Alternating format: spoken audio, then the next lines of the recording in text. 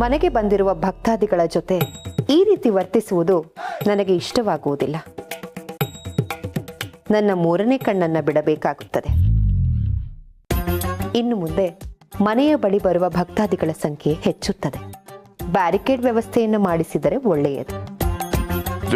Security ಬೇಡವಾ? ಇಡೀ ಭೂಮಂಡಲದ ರಕ್ಷಣೆ ನನ್ನ ಹೊಣೆ. ಅಂಥದ್ರಲ್ಲಿ ನನಗೆ ಯಾಕೆ ರಕ್ಷಣೆ? ನಿಲ್ಲು. ಅಕ್ಕ ಅಕ್ಕ ಎನ್ನುತ್ತಾ ಪಕ್ಕಕ್ಕೆ ಬರಬೇಡ. ಹೇಳು, ಏನು ನಿನ್ನ ಸಮಸ್ಯೆ? ಅಮ್ಮ, ಗಿರಿಜಮ್ಮ. ಮಗು, ನಾನಾ? ನೀನೇ. ಅಮ್ಮ ಗಿರಿಜಮ್ಮ ಅಲ್ಲ, ಮಾತೆ, ಗಿರಿಜಾ ಮಾತೆ. ಮಾತೆ, ನಾನೆಂಥದೋ ಹರಸಾಹಸ ಮಾಡಿದೆ. ಅರೆ, ಎಂತ ಮಾಡಿದೆ ಅಂದಳಿ ಗೊತ್ತಿಲ್ಲ. ಎಂಥದೋ ಹರಸಾಹಸ ಮಾಡ್ಕೊಂಡಲ್ಲಿ ಅನ್ಕೊಂಡಿದ್ದೆ. ಅರೆ, ಎಂತ ಮಾಡ್ಕೊಂಡಲ್ಲಿ ಗೊತ್ತೇ ಆಗ್ತಿಲ್ಲ. ಎಂಥದೋ ಒಂದು ಮಾಡೋಕೆ ನೀವು ಎಂಥದೋ ಒಂದು ವರ ಕೊಡಿನಿ ಮಾತೆ. ಹೇ ದಡ್ಡ, ಏನ್ ಮಾತಾಡ್ತಿದ್ಯೋ? ಒಂದ್ ನಿಮಿಷ ಇರಿ ಯಜಮಾನ್ರೆ. ಮಾತೆ, ನಾನು ನನಗೆ ಹೆಲ್ಪ್ ಮಾಡಿ ಅಂದಳಿ ಇಡೀ ಡಿಪಾರ್ಟ್ಮೆಂಟಿಗೆ ಕೇಳ್ಕೊಂಡೆ. ಆದ್ರೆ ನಂಗೆ ಯಾರು ಹೆಲ್ಪ್ ಮಾಡಲೇ ಇಲ್ಲ. ರೈ ಇನ್ನೊಂದೇ ಒಂದು ಮಾತಾಡಿದ್ರು ನಾನು ನಿಮ್ಮನ್ನ ಷಡ್ಕ ಅಂತ ನೋಡಲ್ಲ. ನಮ್ಮ ಅಪ್ಪನ ತರ ಲಟಕ ಪಟಕ ಅಂತ ಹೊಡೆದ್ಬಿಡ್ತೀನಿ ಅಷ್ಟೇ. ಬನ್ರಿ ಮ್ಯಾಟ್ರಿಗೆ. ಎಂತ ಕೆಲವರು ಒಂದೇ ನಮ್ಮನೆ ಮಾತಾಡ್ತಿದ್ರಿ. ತಡೀನಿ ಕೇಂತೆ. ಅಮ್ಮ ಗಿರ್ಜಾ ಮಾತೆ, ಇಷ್ಟು ವರ್ಷಗಳಿಂದ ನನಗೆ ಪ್ರಮೋಷನ್ ಸಿಕ್ಲಿ ಅಂದಳಿ ಕಾಯ್ತಾ ಇದ್ದೆ. ಆ ಪ್ರಮೋಷನ್ ಸಿಕ್ಕುವಂಗೆ ಮಾಡು ತಾಯಿ. ಪ್ರಮೋಷನ್ ಪ್ರಾಪ್ತಿರಸ್ತು. ರೇ ಕಾಶಿ ಅವರೇ, ನನ್ನ ಮಕ್ಕಳ ತಾಯಿಯ ಪೊಸಿಷನ್ ಇಂದ ಮಾತೆಯಾಗಿ ಪ್ರಮೋಷನ್ ತಗೊಂಡಿರೋಳ ಹತ್ರ ಪ್ರಮೋಷನ್ ಕೇಳ್ತಾ ಇದ್ದೀರಲ್ರಿ, ಇದು ನ್ಯಾಯನಾ? ಸಾಹೇಬ್ರ, ಕಾಶಿ ಸಾಹೇಬ್ರ, ತಗೊಳ್ರಿ. ಪೋಸ್ಟ್ ಮನ್ ನಿಮ್ಮ ಮನೆ ಅಂತೇಳಿ ಹೋಗಿತ್ತಂತ್ರಿ. ನಿಮ್ಮ ಮನೆ ಬಾಗಿಲ ಹಾಕಿತ್ತಂತ, ಅದಕ್ಕೆ ಈ ಲೆಟರ್ ಕೊಡ್ ಅಂತೇಳಿ ನಮ್ ಬೇಕರಿಯಾಗ ಕೊಟ್ಟು ಹೋದಾರಿ. ತಗೋರಿ.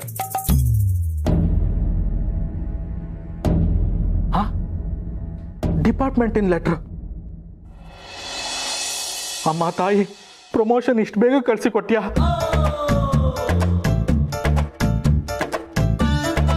ಅಮ್ಮ ಗಿರ್ಜಾ ಮಾತೆ, ನಿನ್ನ ಪವಾಡನ ನಾನು ಈಗಲೇ ಅರಿತೆ. ಅಯ್ಯೋ ತಾಯಿ, ಆಶೀರ್ವಾದ ಮಾಡು. ಮಾತೆ, ನಂದೊಂದು ಬೇಡಿಕೆ ಅದ ರೀ. ಹೇಳು ಮಗು. ಮಗುರ್ಯಾ? ನೀನೇ ಮಗು, ಹೇಳು. ನಮ್ಮ ಮನೆ ಅಂತೇಳಿ ಹೋಗ್ಬೇಕು ಆಂಟಿ ಅದಾಳ್ರಿ. ನಾವು ಮುಂಜಾನೆ ಸುಪ್ರಭಾತ ಹಾಕಿದ್ರೆ ಸಾಕು ಚೀರ್ಲಿಕ್ಕೆ ಶುರು ಮಾಡ್ತಾಳ. ನಮ್ಮ ಮನಿ ಮಕ್ಕಳು ಅವ್ರ ಮನೆ ಮುಂದೆ ಹೋಗಿ ಆಟ ಆಡಿದ್ರು ಚೀರ್ತಿರ್ತಾಳ. ನಮ್ಮ ಮನಿ ಟಿವಿ ವ್ಯಾಲ್ಯೂಮ್ನ 10% ಇಟ್ರು ಚೀರ್ತಿರ್ತಾಳ. ಆ ಚೀರೋ ಆಂಟಿಯಿಂದ ಮುಕ್ತಿ ಬೇಕ್ರಿ. ಹಂಗೇನಾದ್ರೂ ಮಾಡ್ರಿ ಮಾತೆ. ಚೀರು ಆಂಟಿಯಿಂದ ಮುಕ್ತಿ ಸಿಗಲಿ. ತಥಾಸ್ತು. ಬರ್ತೀನಿ. ಹಲೋ, ಹೌದಾ? ಆ ಚೀರೋ ಆಂಟಿ ಮನಿ ಖಾಲಿ ಮಾಡ್ಕೊಂಡು ಬೇರೆ ಕಡೆ ಹೊಂಟಾಳ. ಅದ್ ಕಟ್ ಮಾಡು. ಮಾತೆ, ಗಿರಿಜಾ ಮಾತೆ, ಏನು ತಾಯಿ ನಿನ್ನ ಪವಾಡ. ನಾ ಇಲ್ಲೇ ನಿಂತ್ಕೊಂಡು ಒಟ್ಟಿಗಲ್ಲೇ ನಿನ್ ನಮಸ್ಕಾರ ಮಾಡ್ತೀನಿ ತಾಯಿ. ಅಯ್ಯೋ ಭಗವಂತ, ನನ್ನ ಹೆಂಡತಿನ ಮಾತೆ ಅಂತಾನೆ ಫಿಕ್ಸ್ ಮಾಡ್ಬಿಟ್ರಲ್ಲ ಇವರು. ಇನ್ ಮುಂದೆ ನನ್ನ ಸಂಸಾರದ ಗತಿ ಏನು? ಆಫೀಸಲ್ಲಿ ಬೇರೆ ಕೊಚ್ಕೊಂಡ್ಬಿಟ್ಟಿದ್ದೀನಿ. ಏನಪ್ಪ ಮಾಡ್ಲಿ ಇವಾಗ?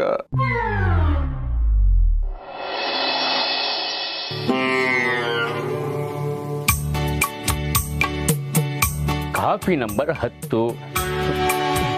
ಚಾಲ್, ನನಗೇನು ತಂದ್ಕೊಡಕ್ಕೆ ಬೇಜಾರಿಲ್ಲ. ಆದರೂ ಕುಲು 10 ಕೇಳ್ತಾ ಇದ್ದೀನಿ. ಏನಾಯ್ತು ಸರ್? ಅಯ್ಯೋ ರಾಮಯ್ಯ, ಕನ್ನಡನ ಕೊಲೆ ಮಾಡ್ತೀಯ. ಅದು ಕುಲೂಹತ ಅಲ್ಲ, ಕುತೂಹಲ. ಆ ಹಲದಿಂದಾನೇ ಕೇಳ್ತಾ ಇದ್ದೀನಿ. ಹಾಲಾಕಿರೋ ಕಾಫಿನ 10 ಸಲ ಕುಡಿದು ಬಾಯಿ ಕೆಟ್ಟೋಗಿದ್ರು ಕನ್ನಡ ಗ್ರಾಮರ್ನ ಕರೆಕ್ಷನ್ ಮಾಡ್ತಿದ್ದೀರಲ್ಲ, ನೀವೇ ನಿಜವಾದ ಹೆಮ್ಮೆಯ ಕನ್ನಡಿಗ ಸರ್. ಧನ್ಯವಾದಗಳು ರಾಮಯ್ಯ, ಧನ್ಯವಾದಗಳು. ನೀವು ಕಲೆಕ್ಷನ್ ಮಾಡಿದ್ರಲ್ಲ ಕುತೂಹಲ, ಅದರಿಂದ ಕೇಳ್ತಾ ಇದ್ದೀನಿ. ಏನಾಯ್ತು ಸರ್?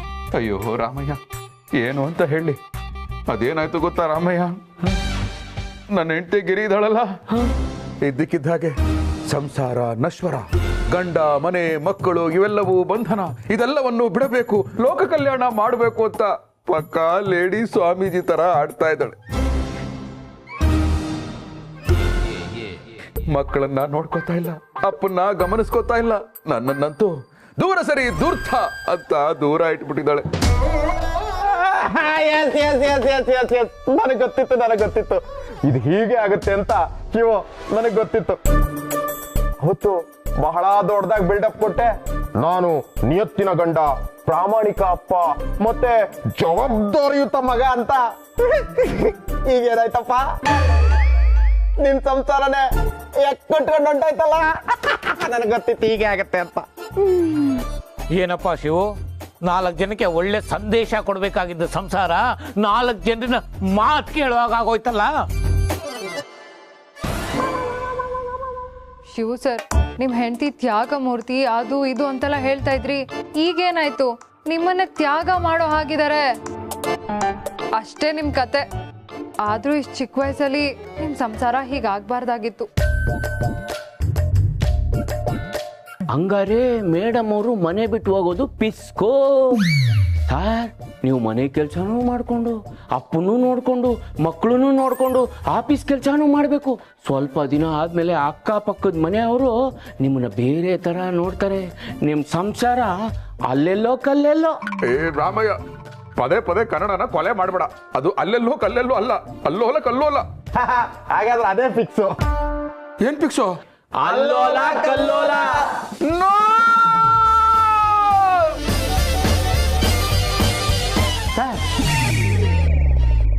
ಶಿವ, ಯಾಕ ಏನಾಯ್ತು? ಟೆನ್ಷನ್ ಅಲ್ಲಿ ಇದೆಯಾ? ಏನಾಯ್ತು ಶಿವು ಸರ್? ಏನಾಯ್ತಪ್ಪ ಶಿವು? ಸರ್, ಎಲ್ಲರೂ ಕೇಳಿದ್ದನ್ನೇ ಕೇಳ್ತಾವ್ರೆ, ನಾನು ಬೇರೆ ಥರ ಕೇಳ್ತೀನಿ. ನಂತಾವ್ ಏನೋ ಹೇಳ್ಬೇಕು ಅಂತ ಬಂದ್ಬಿಟ್ಟು ಇದ್ದಕ್ಕಿದ್ದಂಗೆ ನೋ ಅಂತ ಕಿರ್ಚ್ಕೊಂಡ್ರಲ್ಲ ಸರ್. ಕಿವಿ ಒಳಗೆ ನೋಣ ಏನಾದ್ರು ಹೋಯ್ತಾ ಸರ್? ನೋ. ಮತ್ತೆ ಯಾಕೆ ಸರ್ ಕಿರ್ಚ್ಕೊಂಡ್ರಿ? ಕಿವಿಲ್ ನೋಣ ಹೋಗಿಲ್ಲ, ಆದ್ರೆ ನಿಮ್ಮ ತಲೆಯಲ್ಲಿ ಹುಳ ಐತೆ. ಆ ಹುಳ ಯಾವ ತಳಿದು ಅಂತ ಹೇಳಿ ಸರ್. ಏನಾಯ್ತು ಸರ್? ಓ, ಇವ್ರು ಯಾರು ಏನು ಮಾತಾಡೇ ಇಲ್ವಾ? ನನಗೆ ನಾನೇ ಇಮ್ಯಾಜಿನೇಷನ್ ಮಾಡ್ಕೊಂಬಿಟ್ನಾ? ಛೇ, ಬೇಡಪ್ಪ ಬೇಡ. ನಮ್ಮ ಮನೇಲಿ ಆಗಿರೋ ವಿಷಯನ ಗುಟ್ಟಾಗಿಟ್ಬಿಡ್ತೀನಿ, ಯಾರಿಗೂ ಹೇಳಲ್ಲ. ಸಂಸಾರ ಗುಟ್ಟು ಯಾವ್ದಿ ರಟ್ಟು ಅಂತ ನಮ್ಮಪ್ಪ ಹೇಳಿದ್ದಾರೆ, ಹಂಗೆ ಮೇಂಟೈನ್ ಮಾಡ್ತೀನಿ. ಸರ್, ಏನು ಯೋಚನೆ ಮಾಡ್ತಾ ಇದ್ದೀರಾ ಸರ್? ಏನು ಅಂತ ಹೇಳಿ ಸರ್. ಅದು ರಾಮಯ್ಯ, ಏನಿಲ್ಲ, ನಿನ್ನ ಕೈಯಾರೆ ಮಾಡ್ಕೊಡೋ ಕಾಫಿ ಸಾಕ್ಷಾತ್ ಅಮೃತದ ಹಾಗಿರುತ್ತೆ. ಕುಡಿತಾ ಇದ್ರೆ ಕುಡಿತಾನೇ ಇರ್ಬೇಕು ಅನ್ಸುತ್ತೆ. ಅದಕ್ಕೆ ಇಷ್ಟೊಂದು ಕಾಫಿ ಕುಡಿತಾ ಇದ್ದೀನಿ. ನಿನಗೇನು ಬೇಜಾರಿಲ್ಲ? ಅಯ್ಯೋ ಸರ್, ಅಷ್ಟೇ ತಾನೇ ಸರ್. ಇನ್ನೂ ಒಂದು 10 ಕಾಪಿ ತಂದು ಕೊಡ್ತೀನಿ. ಫಸ್ಟು ಈಗ ಗ್ಲಾಸ್ ಎಲ್ಲ ನಿಮಗೆ ಕೊಟ್ಟು ಖಾಲಿ ಆಗ್ಬಿಟ್ಟಿದೆ, ಗ್ಲಾಸ್ ತಗೊಂಬಂದ್ಬಿಡ್ತೀನಿ.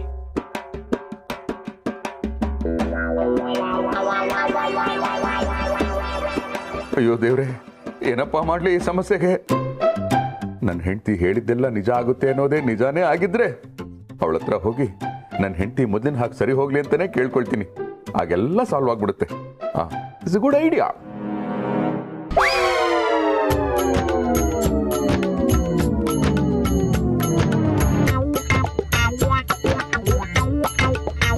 ಒಂದೇ ಒಂದು ತಿನ್ನು ಕಂದ. ಊಟ ಬೇಡ, ಅಮ್ಮ ಬೇಕು. ಅಮ್ಮ ಇಲ್ಲೇ ಇದ್ರಲ್ಲ ಮರೆಯ, ಒಂದೇ ಒಂದು ತುತ್ತು ತಿನ್ನು ಮಗನೇ. ನಂಗೆ ಈ ಅಮ್ಮ ಬೇಡ, ಹಳೆ ಅಮ್ಮ ಬೇಕು. ಇದು ಹಳೆ ಅಮ್ಮನೇ ಮರೆಯ. ಆರೆ ಹೊಸ ಗೆಟಪ್ ಹಾಕೊಂಡು ನಮ್ಗೆಲ್ಲ ಟೆನ್ಷನ್ ಕೊಡ್ತಿದ್ರಷ್ಟೇ. ಚಿಕ್ಕಪ್ಪ, ಅಮ್ಮ ಇದ್ರು ನಮ್ಮ ಪಾಲಿಗೆ ಅಮ್ಮ ಇಲ್ದಿರಂಗೆ ಆಗೋಯ್ತು. ಎಂತ ಚಿಂತೆ ಮಾಡ್ತೆ ಮಗ, ಎಲ್ಲ ಒಳ್ಳೇದಾಗ್ತು. ಏನ್ರಿ ಒಳ್ಳೇದಾಗುತ್ತೆ? ನಿಮಗೆ ಪ್ರಮೋಷನ್ ಸಿಕ್ತು ಅಂತ ಎಲ್ರಿಗೂ ಒಳ್ಳೇದಾಗುತ್ತೆ ಅಂತ ಅನ್ಕೊಂಡಿದ್ದೀರಾ? ಮಕ್ಕಳು ಏನು ತಿಂದೇ ಇಲ್ಲ, ಚಿಂತೆ ಆಗದೆ ಇರುತ್ತಾ ಹೇಳಿ? ದಿನ ಅಮ್ಮ ಇಷ್ಟೊತ್ತಿಗೆ ನಮಗೆ ಬಿಸಿ ಬಿಸಿಯಾಗಿ ಅಡುಗೆ ಮಾಡಿ ನಮಗೆ ಬಡಿಸ್ತಿದ್ಲು. ಚಿಕ್ಕಮ್ಮ, ಅಮ್ಮ ಮೊದಲಿನ ಥರ ಆಗಲ್ವಾ? ನನಗೂ ಅದೇ ಪ್ರಶ್ನೆ ಕಾಡ್ತಿದೆ, ಏನು ಗೊತ್ತಾಗ್ತಾ ಇಲ್ಲ.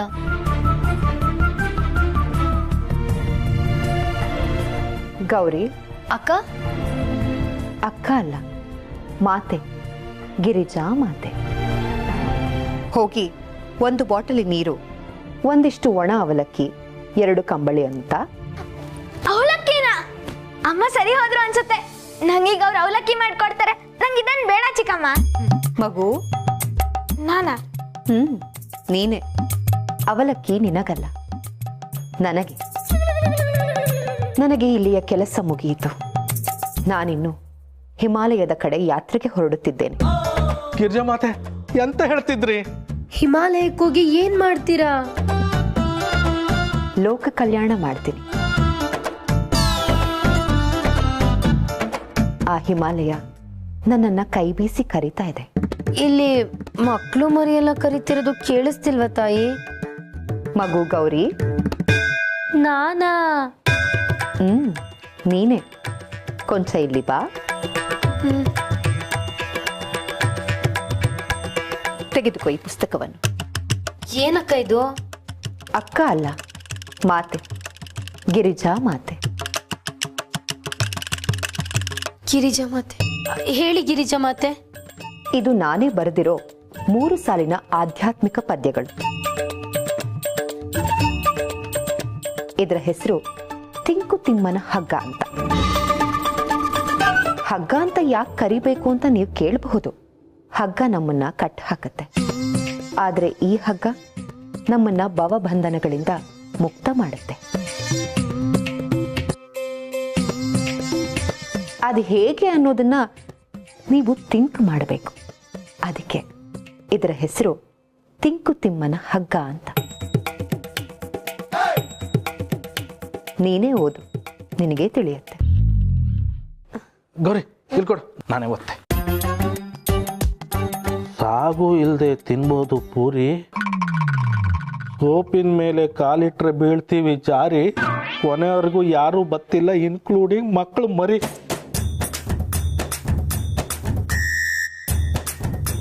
ಅಯ್ಯಬ್ಯ, ಇದು ಆಧ್ಯಾತ್ಮಿಕ. ಇದನ್ನು ಓದದ್ ನಾನೇ ಮಿಕ. ಮಹಾತಾಯಿ, ನಿಮ್ಮ ಆಧ್ಯಾತ್ಮಿಕ ಪದ್ಯ ಭಯಂಕರ ಲಾಯ್ಕಿತ್ತು ಮತ್. ಇದನ್ನು ಓದಿ ನನಗೆ ಭಾರಿ ಖುಷಿ ಆಯ್ತು. ಮಗು ಕಾಶಿ, ಮಾತೆ, ಈ ಪುಸ್ತಕವನ್ನ ಪ್ರಿಂಟ್ ಹಾಕಿಸಿ ಎಷ್ಟು ಜನರಿಗೆ ಸಾಧ್ಯನೋ ಅಷ್ಟು ಜನರಿಗೆ ಹಂಚ್ಬಿಡಿ. ಈ ಮೂಲ ಪ್ರತಿಯನ್ನ ದೇವ್ರ ಮನೆಯಲ್ಲಿ ಹೂವಿನ ಹಾಸಿಗೆ ಮೇಲಿಟ್ಟು ಪೂಜೆ ಮಾಡಿ. ಎಲ್ಲ ಒಳ್ಳೇದಾಗತ್ತೆ.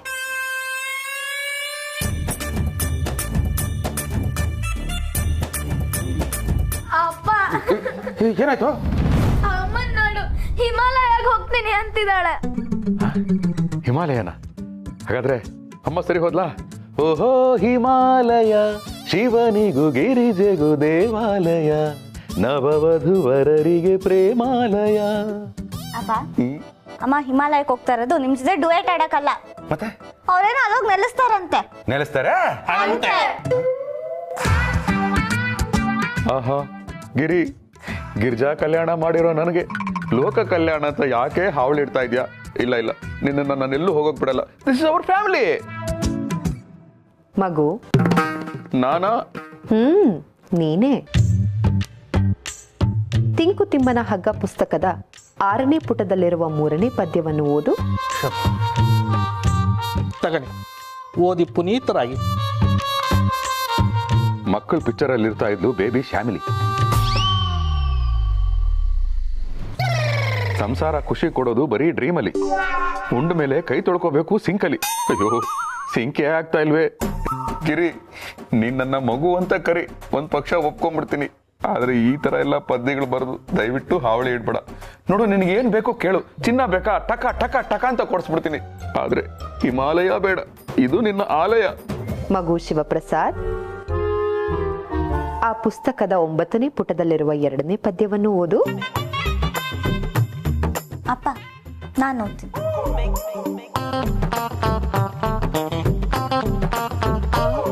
ಕೊಡ್ಸಕ್ ಆಗದೆ ಇರೋ ಗಂಡ ಹೆಂಡ್ತಿನ ಕರೀತಾನೆ ಚಿನ್ನ, ಕೊಡ್ಸಕ್ ಆಗೋ ಗಂಡ ಕೊಡ್ಸ್ಬಿಟ್ಟು ಕರೀತಾನೆ ಚಿನ್ನ. ಇದ್ರ ಮಧ್ಯೆ ನಿನಗೆ ಯಾಕೆ ಬೇಕು ಚಿನ್ನ? ಹೊರಡು ಇನ್ನ.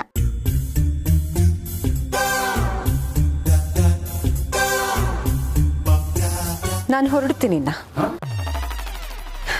ಎಲ್ಲವೂ ಶೂನ್ಯ, ಎಲ್ಲವೂ ಮಾಯೆ, ಭವಬಂಧನಗಳಿಂದ ಮುಕ್ತಳಾಗ್ತಿದ್ದೀನಿ. ಲೋಕ ಕಲ್ಯಾಣಕ್ಕೋಸ್ಕರ ಹಿಮಾಲಯದ ಕಡೆ ಯಾತ್ರೆಗೆ ಹೊರಟಿದ್ದೀನಿ. ಎಲ್ಲರಿಗೂ ಒಳ್ಳೇದಾಗ್ಲಿ. ಹಿಮಾಲಯಕ್ಕೆ ಹೋಗ್ತೀವ? ಹಿಮಾಲಯಕ್ಕೆ? ಗಂಧ, ಪ್ರಣಿ, ಕಾಶೋರೆ, ಗೌರಿ, ನಮ್ಮ ಮನೆ ಇರೋ ಬರೋ ಡೋರ್ಗಳೆಲ್ಲ ಲಾಕ್ ಮಾಡಿ. ಇವಳದ್ ಹೇಗೆ ಆಚೆ ಹೋಗ್ತಾಳೋ ನಾನು ನೋಡ್ತೀನಿ. ಹೋಗ, ಕಿಚನ್ ಡೋರ್ ಲಾಕ್ ಮಾಡ. ಅಪ್ಪ, ಕಿಚನ್ ಡೋರ್ ಇಲ್ಲ.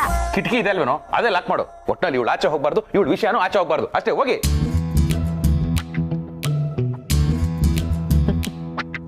ಮಗನೇ, ನನ್ನನ್ನೇ ಕಟ್ ಹಾಕ್ತೀಯಾ?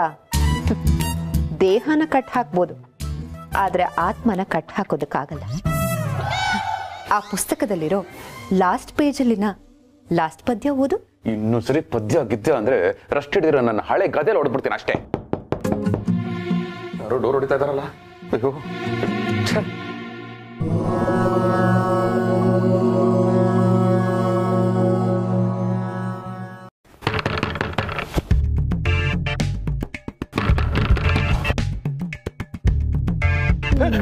ರಾಮಯ್ಯ, ನೀನಾ?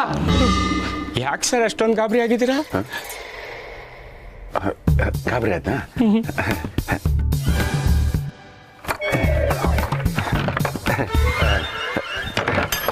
ರಾಮಯ್ಯ ನೀನಾ? ಹ್ಞೂ ಸರ್, ನಾನೇ ಸರ್. ಯಾಕೆ ರಾಮಯ್ಯ ಒಂಥರ ಇದೆಯಾ? ಅದು ಹೆಂಗೆ ಹೇಳೋದು ಅಂತ ಗೊತ್ತಾಗ್ತಿಲ್ಲ ಸರ್. ಅಯ್ಯೋ, ಹೇಳಕ್ಕೆ ಅಂತ ಇಲ್ಲಿವರೆಗೂ ಬಂದಿದ್ಯಾ? ಇರೋದೊಂದೇ ಬಾಯಿ, ಅದರಲ್ಲೇ ಹೇಳು.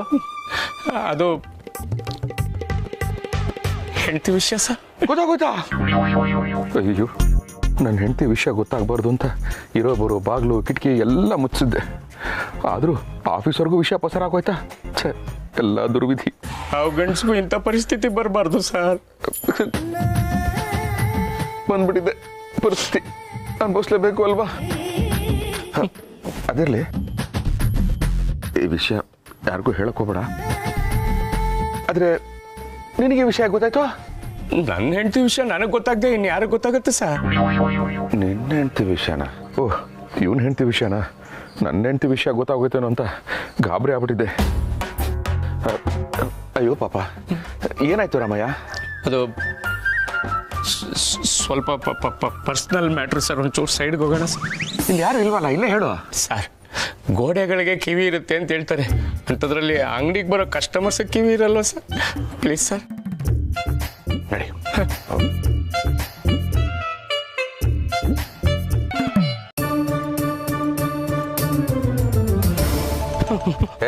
ರಾಮಯ್ಯ, ಎಲ್ಲಿ ಹೋಗ್ತಾ ಇದೆಯಾ? ನೀನೇ ನನ್ನ ಹತ್ರ ಮಾತಾಡಕ್ ಬಂದ್ಯಾ ಇಲ್ಲ ವಾಕಿಂಗ್ ಮಾಡ್ಸಕ್ ಬಂದ್ಯಾ? ಟಾಕಿಂಗ್ ಅಂತಾನೆ ಬಂದೆ ಸರ್. ಟೆನ್ಷನ್ ತಡಿಯಕ್ಕಾಗದೆ ವಾಕಿಂಗ್ ಮಾಡ್ತಾ ಇದ್ದೀನಿ ಸರ್. ಅಯ್ಯೋ, ಇರೋ ಟೆನ್ಷನ್ ಇನ್ನೊಂದು ಟೆನ್ಷನ್ ನನ್ನ ಕೈ ತಡ್ಕೊಳಕ್ ಆಗಲ್ಲಪ್ಪ. ಅದೇನಂತ ಬೇಗ ಹೇಳು. ನಿಮಗೇನು ಟೆನ್ಷನ್ ಸರ್? ನಿನ್ನ ಟೆನ್ಷನು ನನ್ನ ಟೆನ್ಷನು ಎಲ್ಲ ಒಂದೇ ಅಲ್ವಾ ರಾಮಯ್ಯ? ಅದು ಸರ್, ನನ್ನ ಹೆಂಡತಿ. ಅಯ್ಯೋ ರಾಮಯ್ಯ, ರಾಮಯ್ಯ, ಭಗವಂತ, ನಮ್ಮ ರಾಮಯ್ಯನ ಮೊಬೈಲಲ್ಲಿದ್ದ ಸಿಮ್ ಡಬಲ್, ಅವ್ರ ಮನೆಗೆ ಹಾಕಿಸ್ಕೋತಾ ಇದ್ದ ಗ್ಯಾಸ್ ಡಬಲ್, ಅವ್ರ ಮನೆಗಿದ್ದಂತ ಡೋರ್ ಡಬಲ್, ಅವನು ಕೂತ್ಕೊಳಕ್ ಬಳಸೋ ಚೇರು ಕೂಡ ಡಬಲ್. ಇದ್ದಿದ್ದ ಈ ಡಬಲ್ ಹೆಂಡ್ತಿರ್ನ ಈಗ ಯಾಕಪ್ಪ ಸಿಂಗಲ್ ಆಗಿ ಉಳಿಸ್ಬಿಟ್ಟೆ? ಏನ್ ಹೇಳ್ತಾ ಇದ್ದೀರಾ ಸರ್? ಸಮಾಧಾನ ಮಾಡ್ಕೋ ರಾಮಯ್ಯ, ನಿನ್ನ ಹೆಂಡ್ತಿ ಹೋಗ್ಬಿಟ್ಲು ಅಂತ ಹೇಳ್ದೆ. ಸರ್, ಬಿಡ್ತು ಸರ್, ಅವಳು ಹೋಗಿಲ್ಲ, ಬದುಕವಳು ಸರ್. ಅಯ್ಯೋ, ಮತ್ತೆ ಹಿಂಗಂದಲ್ಲಪ್ಪ. ಅಯ್ಯೋ ಸರ್, ಅವಳು ನನ್ನ ಬಿಟ್ಟು ಹೋಗ್ತೀನಿ ಅಂತ ಅವಳೆ ಸರ್. ಬಿಟ್ಟು ಹೋಗ್ತೀನಿ ಅಂತನಾ? ಯಾರು, ಸಿಮ್1 ಸಿಮ್2? ಸಿಮ್2ನೇ ಸರ್. ಅದೇನು ಅಂತ ಸ್ವಲ್ಪ ಬಿಡಿಸಿ ಹೇಳು. ಸರ್, ಸ್ವಲ್ಪ ದಿವಸದಿಂದ ಅವಳ ನಡವಳಿಕೆ ತುಂಬಾ ವಿಚಿತ್ರವಾಗಿದೆ ಸರ್. ಕಲರ್ ಸೀರೆನೆಲ್ಲ ಬಿಚ್ಚಾಕ್ಬಿಟ್ಟವಳು ಸರ್.